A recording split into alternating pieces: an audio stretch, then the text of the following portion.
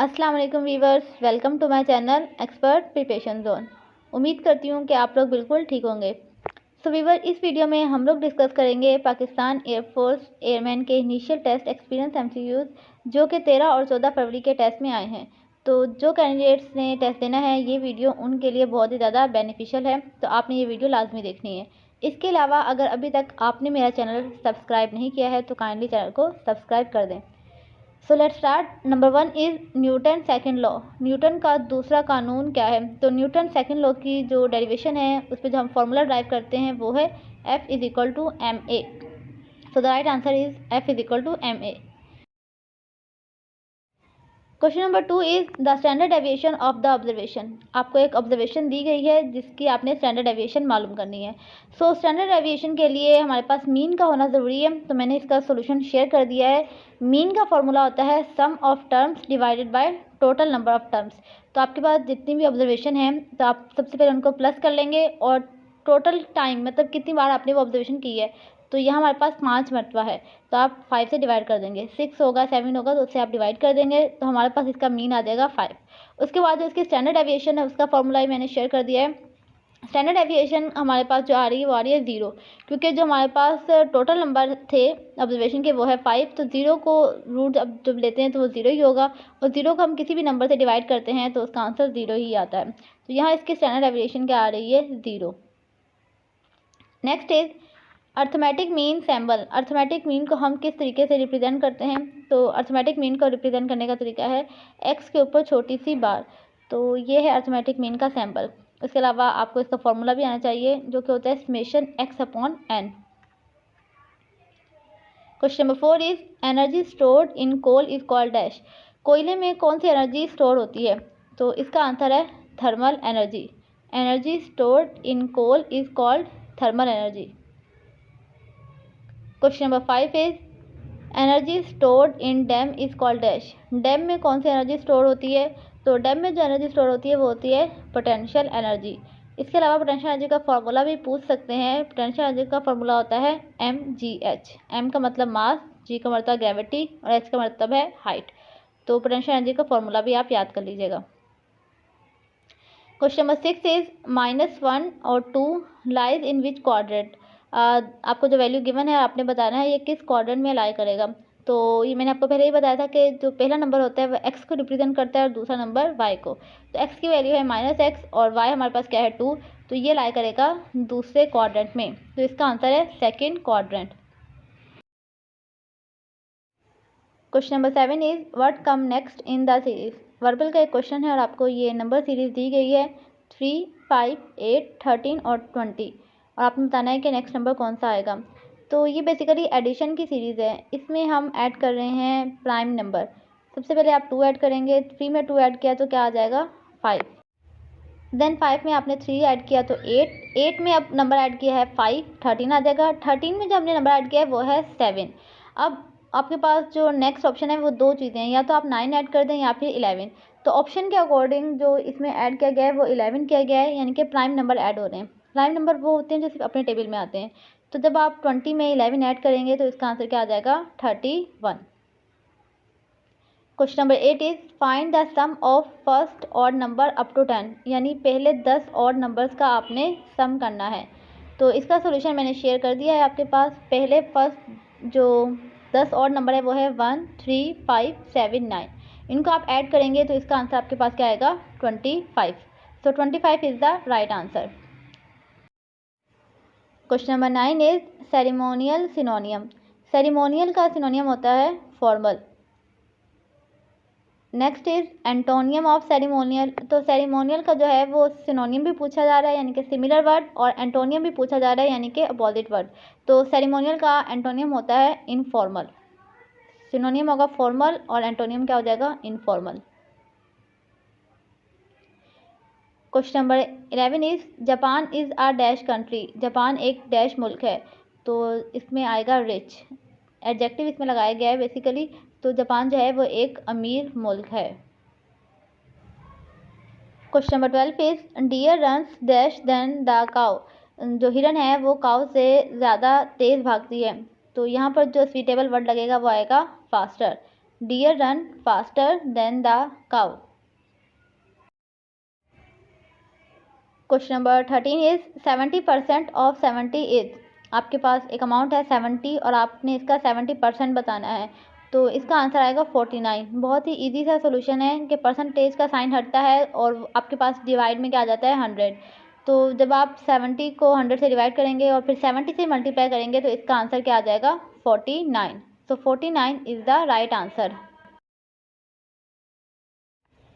Question number 14 is he is playing cricket find verb. एक sentence आपको given है जिसमें प्रेजेंट कंटिन्यूस का सेंटेंस है और आपने वर्ब आइडेंटिफाई करना है यानी कि एक्शन, और यहाँ पे जो एक्शन हो रहा है, काम हो रहा है, वो क्या हो रहा है playing. So playing is the right answer.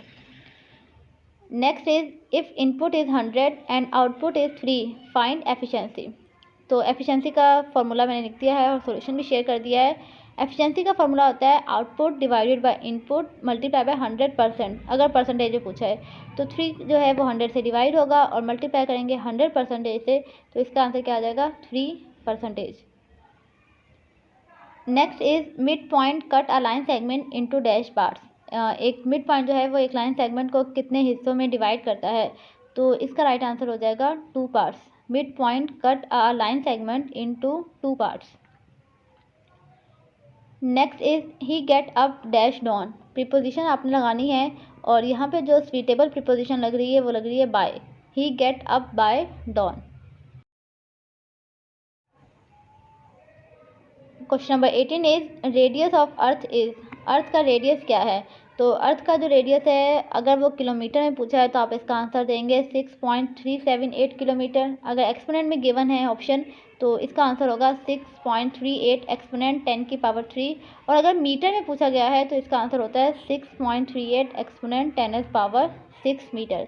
तो किलोमीटर और मीटर दोनों में ही आपको पता होना चाहिए, आप इसे मेमोराइज कर लीजिएगा। Next is mass of earth is. Mass of earth क्या होता है, ये एमसीक्यूज बहुत बार रिपीट हुआ है, रेडियस वाला भी और मास वाला भी। तो इसका मास होता है अर्थ का 6.0 exponent 10 power 24 kilogram. Question number 20 is thermal conductivity of air is. Air की थर्मल कंडक्टिविटी क्या है, तो इसका आंसर है 2.623 एक्सपोनेंट 10 पावर -2। 10 की पावर -2 है तो ऑप्शन में आपके पास 0.026 भी आ सकता है। तो जो भी ऑप्शन है अगर एक्सपोनेंशियल में है तो आप ये वाला आंसर पुट करेंगे, और अगर एक्सपोनेंट में नहीं है तो इसका आंसर होगा 0.0263। Question number 21 is what is the meaning of explore. Explore का मायने क्या है, तो एक्सप्लोर का मायने होता है डिस्कवर करना। तो इसका राइट आंसर क्या हो जाएगा discover.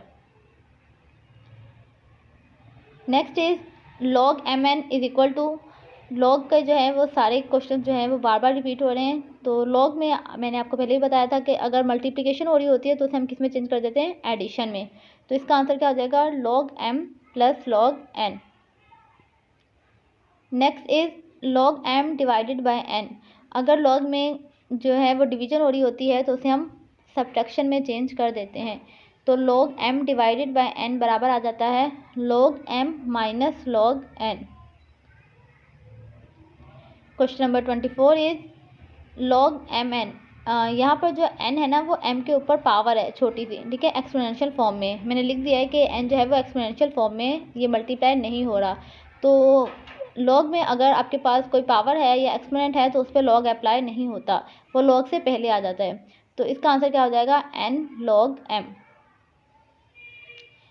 Next is measurement angle A plus measurement angle B plus measurement angle C in a triangle is equal to dash. एक ट्राइंगल में 3 एंगल होते हैं और उनका नाम हमने दिया है ए बी सी। अगर हम इन तीनों को सम कर दें तो ये किसके बराबर आएंगे, तो एक ट्राइंगल के जितने भी एंगल्स होते हैं उन्हें सम कर दें तो इसका आंसर आना चाहिए 180 डिग्री के इक्वल। तो इसका आंसर है 180 degree. Question number 25 is in a triangle measurement angle A plus measurement angle B minus measurement angle dash is equal to measurement angle C. एक ट्राइंगल है, अगर उसके 2 एंगल का हम सम कर दें तो वो बराबर आना चाहिए एंगल सी के। लेकिन यहाँ पे इन्होंने एक और चीज़ ऐड कर दी है कि measurement angle A plus measurement angle B के अंदर हम क्या माइनस करें कि वो एंगल सी के बराबर आ जाए। तो इसमें से हम क्या माइनस कर देंगे 0। अगर ए और बी दोनों ही 45 के हैं और सोचें कि सी वाला जो है वो 90 डिग्री का है, तो हम क्या माइनस करेंगे, क्योंकि ट्राइंगल तो 180 डिग्री के बराबर होता है, तो इसलिए आप इसमें से 0 डिग्री माइनस कर देंगे। Question number 26 is a body rotate about its axis is called dash. अगर एक बॉडी जो है वो अपने एक्सिस पे रोटेट करती है तो उस मोशन को क्या कहते हैं, तो उस मोशन का नाम होता है रोटेटरी मोशन, या फिर सर्कुलेटरी मोशन भी कह सकते हैं। दोनों ही इसके राइट आंसर है। Next is which force that oppose the state of rest और state of motion of a body.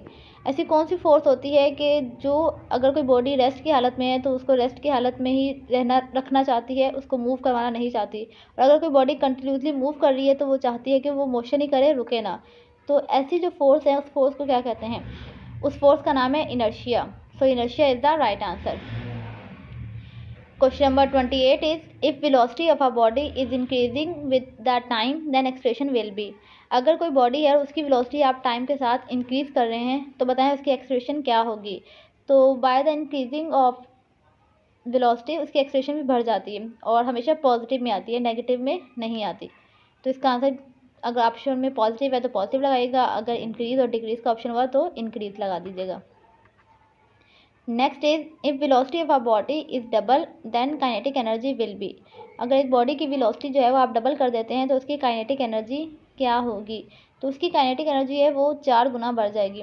जितनी आपको वेलोसिटी दी हुई है ना उसका आपने स्क्वायर करना होता है। डबल हुई है तो 2 का स्क्वायर क्या होता है 4, अगर यहाँ पे 3 लिखा होता है तो 3 का स्क्वायर 9, तो काइनेटिक एनर्जी क्या हो जाती है 9 टाइम्स इंक्रीज हो जाती। Next is in Newton first law of motion the net force is equal to. Newton के पहले लॉ के मुताबिक जो नेट फोर्स है यानी एक बॉडी के ऊपर जो भी नेट फोर्स लग रही होती है वो कितनी होती है, तो वो होती है 0, यानी कोई भी नेट फोर्स अप्लाई नहीं हो रही। तो नो नेट फोर्स भी ऑप्शन में हो सकता है और 0 भी हो सकता है, तो दोनों ही राइट आंसर है। नेक्स्ट इज एंटोनियम ऑफ अगली। अगली का एंटोनियम यानी कि अपोजिट वर्ड क्या है, तो इसका आंसर है ब्यूटीफुल। एंटोनियम ऑफ अगली is beautiful. Question number 32 is सिनोनियम of furious. Furious का सिनोनियम क्या है, तो फ्यूरियस का सिनोनियम या सिमिलर वर्ड जो है वो क्या है angry. Question number 33 is antonym of furious is. Furious का एंटोनियम क्या है, तो फ्यूरियस का एंटोनियम ग्लैड भी हो सकता है और हैप्पी भी हो सकता है, तो दोनों का मतलब भी क्या है खुश। तो ग्लैड और हैप्पी दोनों ही इसके राइट आंसर है। Next is sine theta is equal to. Sine theta किसके इक्वल होता है, तो साइन थीटा इक्वल होता है 1/cosecant थीटा के। इसके अलावा एक और क्वेश्चन भी है जो आया था आज के टेस्ट में, वो था टेंजेंट थीटा यानी टेन थीटा किसके इक्वल होता है, तो टेन थीटा इक्वल होता है 1/cot थीटा के। Question number 35 is how to represent A union B. A union B को हम किस तरह रिप्रेजेंट करते हैं यानी किस तरह लिख सकते हैं, तो इसका बहुत ही सिंपल सा आंसर है ए यूनियन बी, यानी ए लिखते हैं, यूनियन लिखते हैं और फिर क्या लिखते हैं बी लिखते हैं। Next is choose the correct spelling. Choose the correct spelling में जितने भी वर्ड्स आ रहे थे वो मैंने लिख दिए हैं। आपके पास आ रहा है assessment, occasion, previous, embassy, temporary, receive, उसके अलावा एक और वर्ड भी था एम्बिशियस। ये 5-7 वर्ड जो हैं वो आ रहे हैं, तो आपने इनके स्पेलिंग जो है वो अच्छे तरीके से मेमोराइज कर लेने हैं। Question number 37 is we watch TV change into passive voice. आपको एक सेंटेंस गिवन है और आपने इसको पैसिव वॉइस में चेंज करना है, तो इसका पैसिव क्या होगा, सब्जेक्ट ऑब्जेक्ट बन जाएगा और object subject. TV is watched by us, और वी जो है वो किस में चेंज होता है, अस में चेंज हो जाता है। Next is the birds are kept by her. इसमें आपको वॉइस चेंज करनी है, यानी आपको पैसिव में दे दिया, आपने इसका एक्टिव बनाना है, तो इसका एक्टिव क्या हो जाएगा, शी कीप्स द बर्ड, यानी कि जो यहाँ पर ऑब्जेक्ट था आप उसको सब्जेक्ट बनाएंगे, हर लगा हुआ है तो हर किस में चेंज होगा, शी में, तो शी कीप्स द बर्ड। अब आपको पता होगा कि जो थर्ड पर्सन सिंगुलर होते हैं उनमें जब वर्ब लगाया जाता है तो एस और एस का इजाफा किया जाता है, तो कीप नहीं लगेगा, कीप्स लगेगा। Next is the apple is dash sweet add adverb. एक सेंटेंस आपको गिवन है और आपने उसमें एडवर्ब लगाना है, तो यहाँ पर जो स्वीटेबल एडवर्ब लगेगा वो लगेगा very. The apple is very sweet. Next is she says to me I was sick change the narration. आपने जो है वो नरेशन चेंज करनी है, तो इसकी जब आप इसको इनडायरेक्ट स्पीच में चेंज करेंगे तो ये हो जाएगा she tells me that she was sick. देखिए आपके पास जो रिपोर्टिंग स्पीच होती है ना, रिपोर्टिंग स्पीच यानी कि शी सेज वाली, जो इन्वर्टेड कॉमास में नहीं होती, अगर ये प्रेजेंट में हो, देखिए सेड नहीं लगा हुआ, सेज लगा हुआ है, तो हमारा जो रिपोर्टेड स्पीच यानी इन्वर्टेड कॉमास के अंदर वाला जो सेंटेंस होता है वो चेंज नहीं होता, यानी कि वो अगर पास में है तो पास में रहेगा, सिर्फ क्या चेंज हो जाते हैं, सब्जेक्ट वगैरह चेंज हो जाते हैं। तो इसका आंसर यही होगा she tells me that she was sick. Question number 41 is young one of dash. कुछ आपको डिफरेंट एनिमल्स के नाम दिए जाते हैं और आपने उसके यंग वन यानी बेबीज़ बताने होते हैं। तो जितने भी बच्चों ने अपना एक्सपीरियंस शेयर किया है, तो ये कुछ 4-5 ही जानवरों के नाम हैं जिनके पूछे जा रहे हैं। लॉइन का यंग वन क्या होता है, कब। डॉग का यंग वन क्या होता है, पपी। हैन का जो यंग वन है वो होता है चिक। डक का जो यंग वन या बेबी होता है तो हम बोलते हैं डकलिंग। और शीप का जो यंग वन या बेबी होता है तो हम क्या बोलते हैं, लैम्ब। क्वेश्चन नंबर 42 इज आपको एक मैट्रिक्स गिवन है, find the order of given matrices. आपको जो एक मैट्रिक्स गिवन है आपने उसका ऑर्डर बताना है। तो इसका ऑर्डर क्या होगा, 1/2। तो ऑर्डर में हम क्या लिखते हैं, पहले रो लिखते हैं फिर कॉलम। तो आपको जो मैट्रिक्स दिया गया है उसमें एक रो है और 2 कॉलम, तो इसका ऑर्डर क्या हो जाएगा, 1/2। Question number 42 is √48 is equal to. √48 किसके बराबर होता है, तो ये तो बहुत ही बार रिपीट हो चुका है। इसका आंसर क्या है, 4√3। 48 का आप एलसीएम लेंगे, इसको ब्रेक करेंगे तो इसका आंसर क्या आ जाएगा, 4√3। Question number 43 is if a is equal to √10 + 3 then find the value of a² - 1/a²। तो ये मैंने अपनी प्रीवियस वीडियो में भी इसका सोल्यूशन शेयर कर दिया था और वहाँ मैंने आपको डिटेल में बता भी दिया था कि a² - 1/a² की वैल्यू कैसे आई। तो इसका आंसर क्या है, 12/10। Question number 44 is sum of complementary angle is dash. Complementary angles का सम क्या होता है। तो अगर 2 कॉम्प्लीमेंट्री एंगल्स हैं आपके पास तो उनका सम होता है 180 डिग्री के इक्वल। तो इसका आंसर क्या हो जाएगा, 180 degree. Question number 45 is B is the father of A and C and D is the husband of A. What is the relationship between D and B? B जो है वो A and C के father हैं और D जो है वो A का हस्बैंड है। तो बताएं D और B के दरमियान क्या रिलेशनशिप होगा। तो D जो है वो B के साथ रिलेशनशिप रखता है सन इन लॉ का, ठीक है, यानी कि उसका दामाद होगा।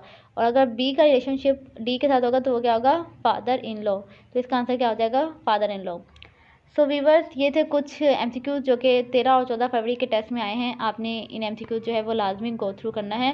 होप सो ये वीडियो जो है वो आपके लिए बेनिफिशियल रही होगी। सो अगर वीडियो आपको पसंद आई है तो वीडियो को लाइक कर दें, शेयर कर दें और चैनल को सब्सक्राइब करना ना भूलिएगा।